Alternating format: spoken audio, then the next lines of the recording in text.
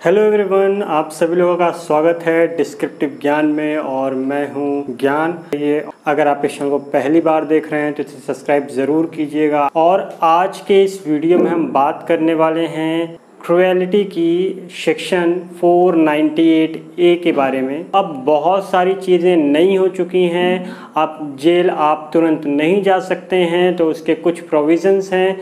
तो आज इन सारी चीज़ों के बारे में बात करेंगे कि अगर कोई आपके ऊपर फॉल्स केस करता है तो आप उसे किस तरीके से बचा सकते हैं, किस तरीके से उस पर अपना डिफेंस कर सकते हैं, और भी बहुत चीज़ें। तो यहाँ पे हम आज जानेंगे कि किस तरीके से सेक्शन 498A हमें प्रभावित करता है। इसमें बहुत सारे फॉल्स केसेस फाइल होते हैं कि लड़की ठीक है अपने ससुराल में, सारी चीज़ें ठीक हैं, बट अगर उसको कोई भी प्रॉब्लम होती है अपने पति से, यानी उसकी लड़ाई हो गई, तो उसने क्या किया, धमकी दी, और उस धमकी के बाद क्या होता है, पूरा परिवार डर गया क्योंकि उसके माता पिता, उसके भाई बहन, उसके सारे के सारे अब क्या होंगे, जेल के अंदर होंगे।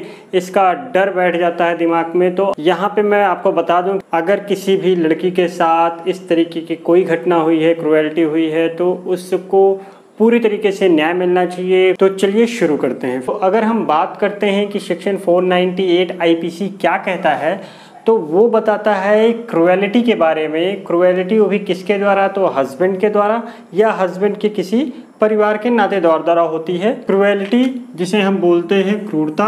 अब ये क्रूरता शब्द आ तो गया, पर वहाँ पे एक शब्द दहेज का भी है। तो दहेज पे मैं एकदम दहेज मृत्यु पे अलग से सेपरेट वीडियो बना दूंगा। तो किसी भी लेडीज़ को जिसकी शादी हुई है, उसके पति या पति के घर वाले या रिश्तेदार नातेदार क्या करते हैं, तंग करते हैं, और या फिर क्या करते हैं, उसको किसी भी तरीके की क्षति करते हैं, जो कि कैसी हो सकती है, मानसिक या शारीरिक। मानसिक रूप से यानी कि रोज़ उसको ताना देते हैं, रोज़ बोलते हैं। शारीरिक तरीके की मारपीट होती है उससे, तो यहाँ पे उसकी शारीरिक क्षति की बात होती है।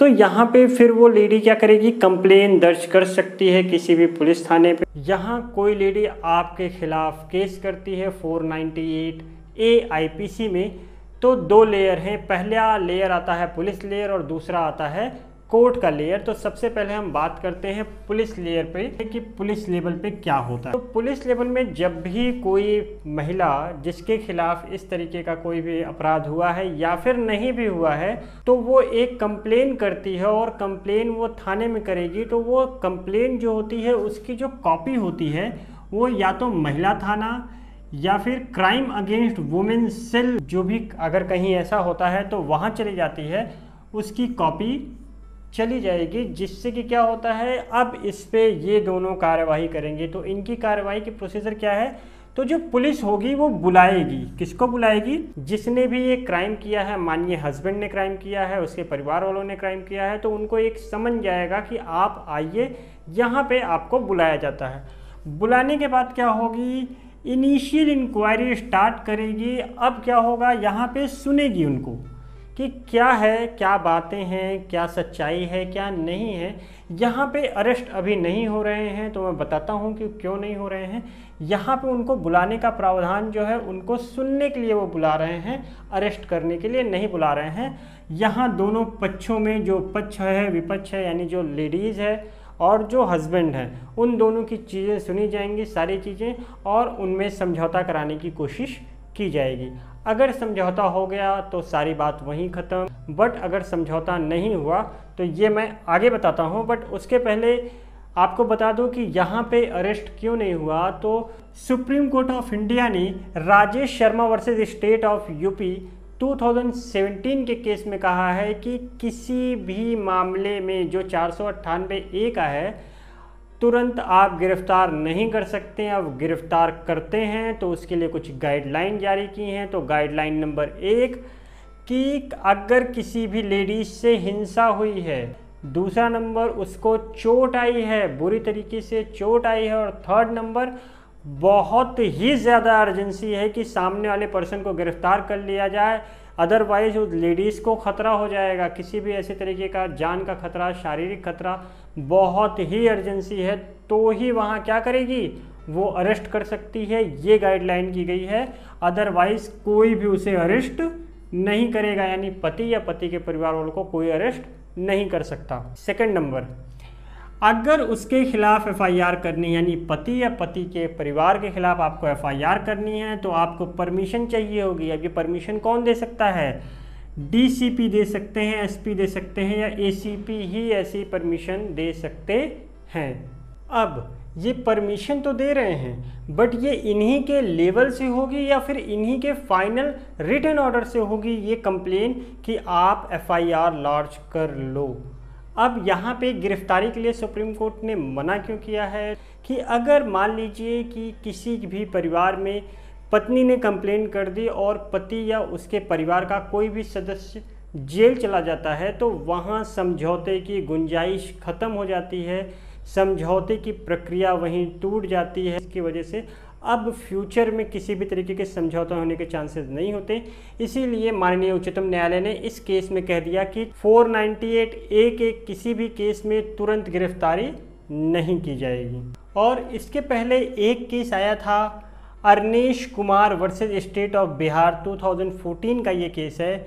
इसमें भी बताया था कि प्राइमरी इंक्वायरी पे आप किसी को अरेस्ट नहीं कर सकते, और अगर आप इसे अरेस्ट करते हैं तो आपको प्राइमरी रीज़न बताना पड़ेगा, वो भी लिखित में बताना पड़ेगा कि आपने उन्हें क्यों गिरफ्तार किया, क्योंकि इस समझौते के पक्ष ख़त्म हो जाते हैं, समझौता फिर आगे नहीं हो पाता है।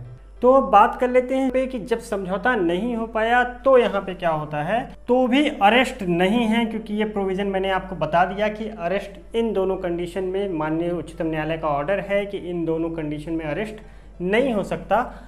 तो वहाँ पे प्रोसीजर है कि सीआरपीसी सेक्शन 41A में उनको नोटिस देके बुलाया जाता है। तो ये किस लिए बुलाया जाता है कि उनकी काउंसलिंग की जा सके, मध्यस्थ लोगों के से उनका समझौता कराया जा सके और समझौता करा के मामले को ख़त्म किया जा सके। ये सारी प्रक्रिया हमारी पुलिस अभी कर रही है, हमारी वुमेन सेल कर रही है, हमारी महिला थाना कर रही है कि किसी भी तरीके से ये मामला समझौते के आधार पर ख़त्म कर लिया जाए।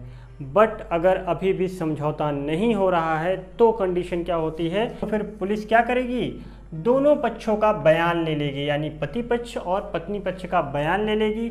और अगर कोई मैटर फंसा हुआ है, जैसे कि स्त्री धन की बात होती है कि लेडीज़ का कुछ सामान पति के पास है और घर में रखा हुआ है, तो वो सारा का सारा देने की बात की जाएगी। उसके बाद जिस भी पुलिस अधिकारी ने ये बयान लिया हुआ है, जो एसआई से नीचे का नहीं होगा, सब इंस्पेक्टर से नीचे का नहीं होगा, प्राइमरी इंक्वायरी करता है, वो किसको भेज देगा, तो वो भेजेगा डीसीपी या एसीपी को फॉरवर्ड कर देगा।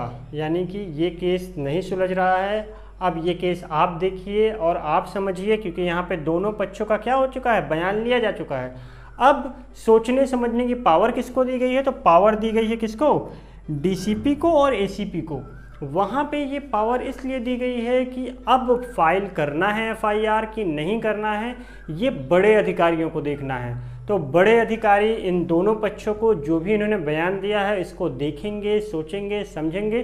तो यहाँ दो चीज़ें निकल के आएंगी। पहला नंबर, वो फाइनल ऑर्डर जो एसीपी या फिर डीसीपी करेंगे वो क्या कर सकते हैं कि कोई ऑफेंस नहीं, यानी कि 498A का मामला नहीं बन रहा है, इस एफआईआर को हम लॉन्च नहीं कर सकते, कोई मामला नहीं है, मामला ख़त्म। बट अगर यहाँ पे जो वरिष्ठ पुलिस अधिकारी हैं वो क्या करते हैं कि मामला बन रहा है और वो क्या करते हैं, केस दर्ज करते हैं, तो एफआईआर दर्ज करने के लिए वो क्या करेंगे, निर्देशित कर देंगे सामने वाले पुलिस ऑफिसर को कि आप एफआईआर दर्ज कीजिए। तो उनको एक नोटिस भेजी जाएगी और ये नोटिस कितने, 1 हफ्ते के भीतर भेजी जाएगी। एफआईआर लॉन्च होने के 1 हफ्ते के भीतर वो नोटिस उनको पहुंचा दी जाएगी, भेज दी जाएगी।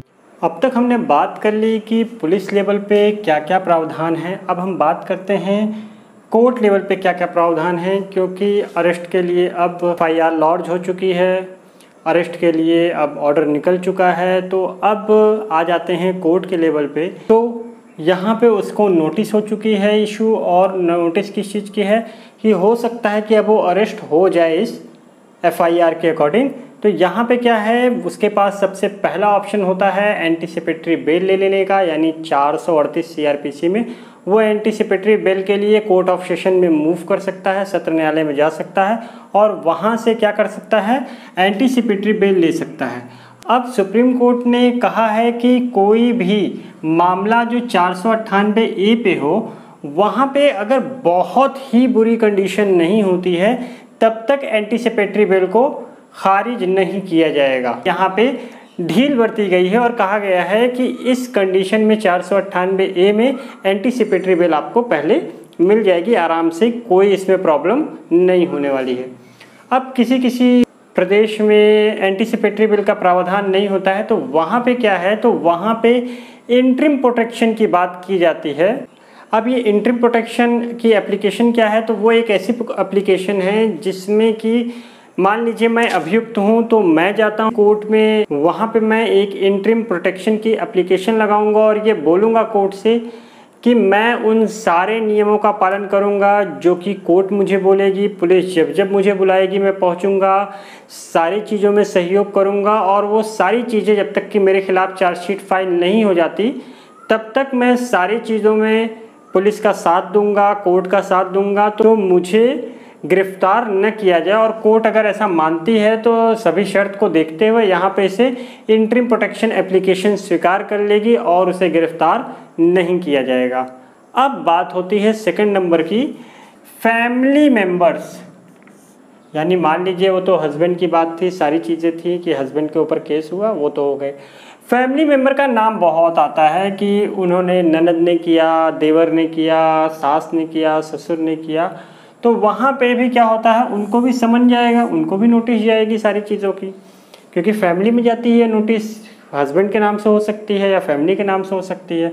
तो उस कंडीशन में आपके पास जो राइट है वो सबसे पहला ये है कि आप CRPC 482 हाई कोर्ट में जो स्पेशल पावर दी गई है हाई कोर्ट को, उसमें आप जाके आप ये चैलेंज कर सकते हैं कि जो हमें समन किया गया यानी समनिंग ऑर्डर जो हमारे खिलाफ निकला है उसमें क्या है, मैं इन्वॉल्व नहीं हूँ, यानी इस केस में पर्टिकुलर 498A के केस में मैं इन्वॉल्व नहीं हूँ, मेरा कोई लेना देना नहीं है इस केस से, तो मुझे इसमें न रखा जाए, मेरे अगेंस्ट जो ये समनिंग ऑर्डर निकला है इसको क्वैश किया जाए, रद्द किया जाए। या फिर सेकंड नंबर पे आते हैं तो कोर्ट ऑफ सेशन में समनिंग ऑर्डर को हम चैलेंज कर सकते हैं कि ये गलत है, यानी हमारे खिलाफ जो समनिंग ऑर्डर निकला है कि हमें बुलाया गया है, हमारे खिलाफ ये चीज़ का केस लगाया गया है, तो ये गलत है पूरी तरीके से और हमारा समनिंग ऑर्डर कैंसिल किया जाए, गलत है इसलिए इसे कैंसिल किया जाए,